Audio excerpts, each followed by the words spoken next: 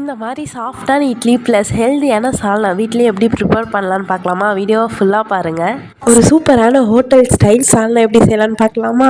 நல்லா பழுத்த 4 தக்காளி, அரை மூடி தேங்காய், ஒரு பச்சை மிளகாய், பட்டை, லவங்கம், ஒரு ஸ்பூன் சோம்பு, ஒரு ஸ்பூன் உடைச்சக்கடலை, தேவையான அளவுக்கு தண்ணி ஊற்றி நல்லா அரைச்சி எடுத்துக்கலாம். இப்போ இந்த ஐட்டம்லாம் வச்சு ஹோட்டல் ஸ்டைல் சால்னா எப்படி செய்யலான்னு பார்க்கலாம். 2 டேபிள் ஸ்பூன் எண்ணெய் விட்டுட்டு நல்லா காஞ்ச பிறகு சோம்பு போட்டுக்கலாம். அப்புறம் வெங்காயம் போட்டுக்கலாம். அது நல்லா வதங்கின பிறகு இஞ்சி பூண்டு போட்டுக்கலாம். இப்போ இது கோல்டன் ப்ரௌன் கலர் வந்ததுக்கு அப்புறம் கொஞ்சோண்டு புதினா சேர்த்துக்கலாம்.